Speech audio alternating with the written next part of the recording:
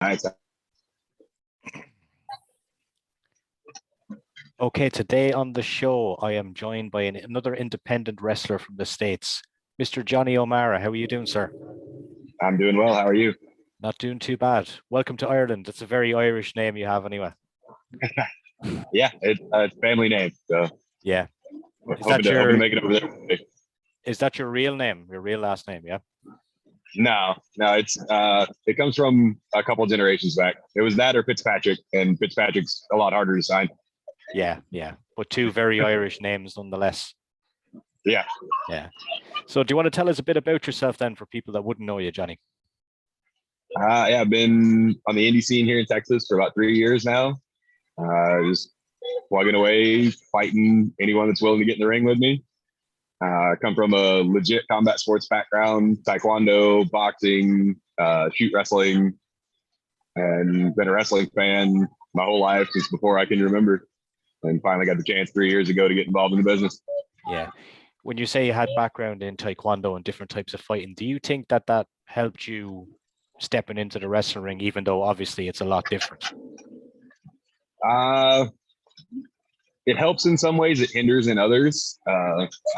It definitely, the body control helps a lot. Being able to know how to move yourself and how to be in control of your body makes learning to move in the ring a lot easier. But it also makes it harder to learn how to work because you spend so much time not working. You spend so much time shooting that when it comes time to start learning to, you've got to pull or you've got to, not punch somebody in the face, and that's your instinct. You've got to learn to turn that off, and that takes some time for sure. Yeah, so you're kind of learning how to protect people as well, and that's in that side of wrestling. Yeah, exactly. And you say you've been into it 3 years now. How did that come about? I've been trying to get involved for really about the last 13, and it just always happened to be wrong place, wrong time. Situation just didn't work out.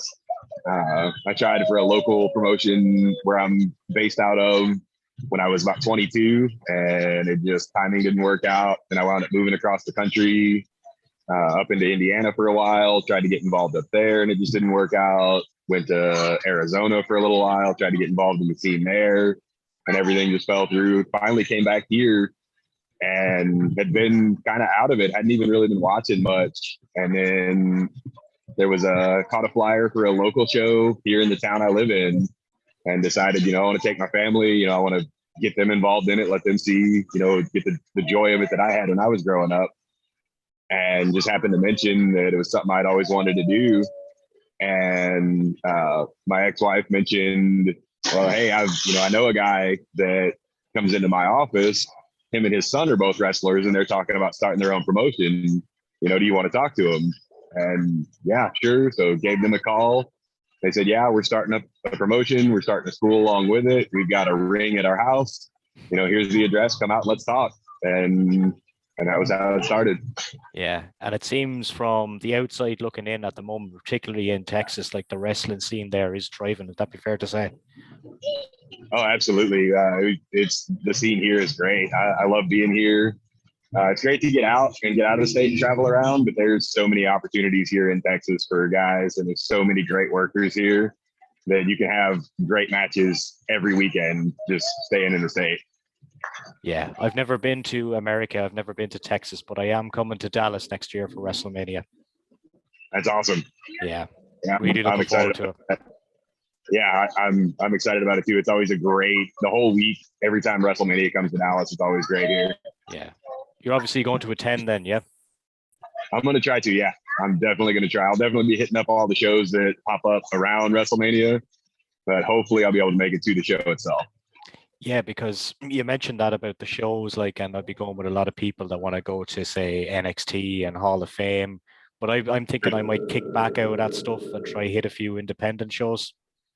Yeah, there are several indie promotions just based in the DFW area. MPX, Metroplex Wrestling, that's one of my kind of home promotions.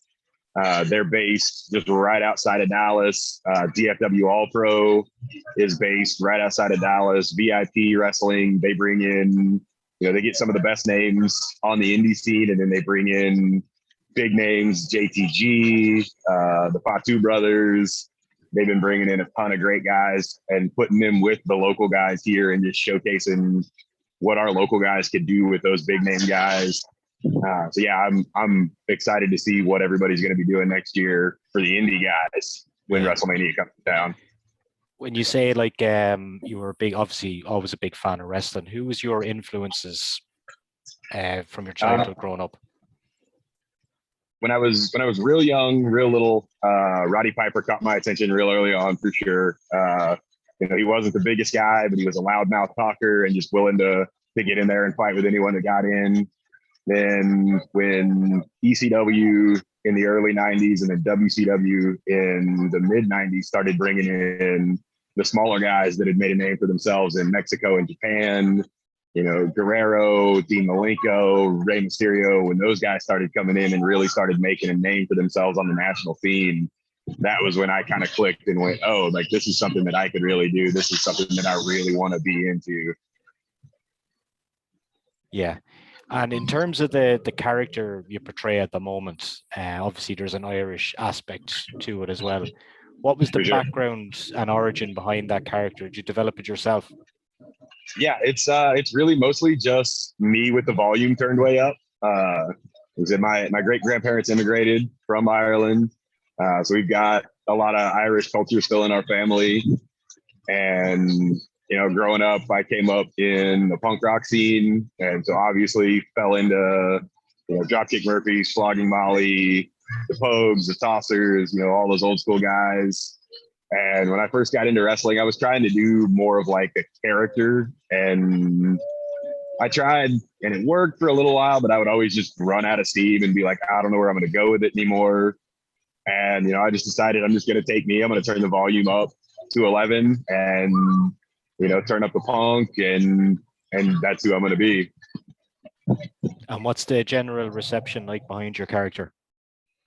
Everybody loves it. Everyone loves the character. I get compliments on it all the time. As soon as my music hits, the crowd's behind me, and they stay behind me for pretty much every show everywhere I'm at. Which music are you using at the moment? Right now, I'm doing Prisoner Song by Dropkick Murphys. Lovely. I fought it for a long time. Because everyone, as soon as they'd see my character, oh, you got to do Dropkick. You got to do Dropkick. Yeah. Man, everybody, everyone that does this kind of character is doing Dropkick. I love Dropkick, but I don't want to just be another one of those people. And so I played around with a few other things for a while. And, I'd obviously get Shipping Up to Boston and State of Massachusetts. And those are the ones everyone was like, if I'm going to do it, I'm not going to do one of those. Yeah, too obvious. And just happened to be riding to a show one day, and that came on my playlist, Prisoner Song. And I went, that's perfect. That's exactly what it is. It's that working class Irish story. And that's who I am. That's what I want. And I've been using it ever since. And I see you have a tag team partner as well. Absolutely. Yeah. We actually got thrown together. It was not a planned thing. We had kind of known of each other a little bit. And I went and did a battle royal at MPX and did the show there. I thought everything went well. I got a call the next day. Hey, we want to bring you back in. Okay, cool. What do you got for me? They said, well, you do the whole Irish thing. You wrestle in the kilt. We've got Zero. He wrestles in his kilt. Like, he's the punk rock guy here. We think it's a match made in heaven. And, we've loved it ever since. We've had a great time working together. Which do you prefer working, or do you mind? Do you like working tag team every so often just for the differences, or would you prefer to be out on your own doing your own thing? I love doing both, actually. I have a ton of fun doing both. I do kind of a little bit different styles depending on whether I'm doing singles or tag. I integrate different moves and kind of pace myself a little differently, but I have a blast doing both, and I'm always down to do either one. Like I never have a preference really. Yeah. And what would you describe your style as? Wrestling style? Kind of a technical brawler. Like I said, I've got a shoot wrestling and MMA background, so I bring in, boxing strikes and martial arts strikes, actual technical wrestling moves, chain wrestling, suplexes, things like that, but also just kind of a smash mouth, body as a weapon kind of style. And then with my tag partner, he's probably 40, 50 pounds lighter than me. So I'll use him as a weapon for a lot of Yeah. our stuff. I throw him around at our opponents all the time. Yeah, it's a pretty smash mouth in your face style. That's what I like. I like kind of the strong style Japanese and kind of the British strong style, just that smash mouth in your face, like just beat the hell out of each other kind of wrestling. Yeah. And how many times on average are you getting to wrestle now a month? Usually at least every weekend, at least once, a lot of times 2 or 3. So probably 6 to 8 times a month right now is what I'm doing. Yeah. And was it difficult at the start of the pandemic? Now, I know Texas was open before a lot of other places. Was it difficult not being able to do the shows, or were you doing a few virtual ones? Yeah, we did some virtual stuff. We did some pre-tape stuff. Fortunately, like I said, kind of what became my home promotion, MPX, they have their own network that they do subscription service to. And so we could do live stream, we could do pre-tape, we could do all kinds of things there without having fans. And then we were able to come back at a limited capacity pretty early on, where we kept everything distance, mask required. Groups came in, they picked their own chairs. Once they sat down, they were only allowed to be with their group. So we've gotten real lucky being able to still run pretty good shows on a regular basis here. We had a few months where it was kind of shut down and we had to do everything just virtual with no crowd. But we've been pretty fortunate here with our scene. How did you find that working in empty arenas, empty like places with no people there and recording it? It was very weird at first because I was fortunate enough that the promotions that I've been involved with, we generally draw pretty well. So I was always used to, at least 80 to 100 people and up to 200, 250. And that was pretty much my entire experience, was having a pretty significant crowd. I'd never really done a lot of the 30, 40 people shows. And then to go from that straight to, the only people in the building is the production staff and the 10 or 15 other wrestlers that are there. It was definitely a shock, and it definitely changes the way you have to work, because you develop where you call those audibles, you listen to the crowd and you work to the crowd. And then when it changes to that, then your entire focus becomes working to the cameras. And I think it's a good thing, actually. I think it helps because it does make you learn to work those cameras. And if you want to move on to a higher level other than the indies, to get to, the high level indies, ROH, and into AEW, WWE, those guys are all about the TV product. And that's really what you're working to when you're doing those taped shows, even though there is a live crowd. So learning early on how to work the cameras and know where your roaming cameras are, know where your hard cameras at, know where to position yourself. It was awkward, but I think it's going to be a blessing in the long run for sure. Yeah, that's very interesting that you brought that up, because I would imagine maybe the first day that you walked in there to do that, it might have been, I'm only guessing from an outside perspective, maybe hard to motivate yourself. But then when you said about what you're going to learn though about cameras and things like that, it makes total sense. Yeah, it was the motivation wasn't really a problem. I love doing this, so it was great. And the first one I did with nobody there was actually wrestling against my tag team partner. So right.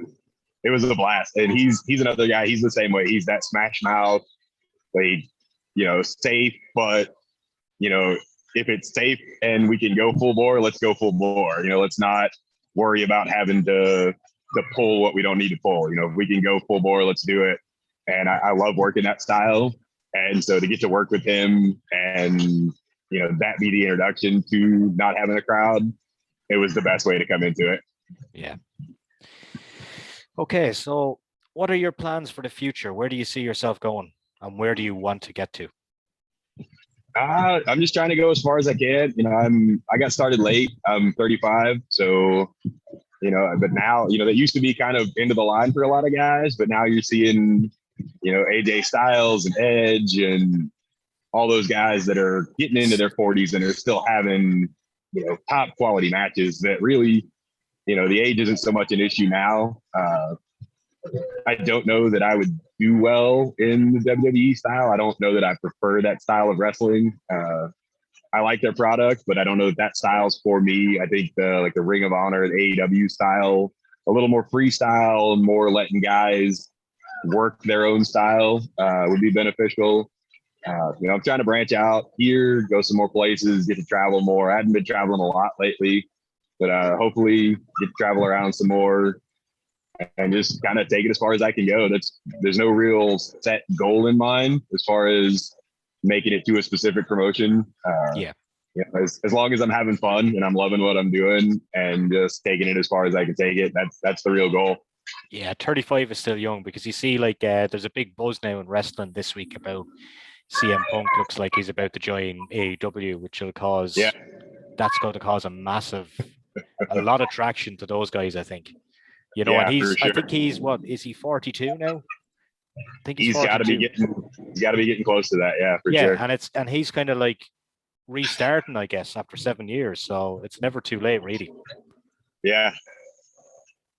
It's not like I said, it's not so much an issue now. It was a little worry when I got started, but seeing the kind of matches the guys are having into their 40s now is definitely makes me optimistic about, a more long-term potential than I thought I would have.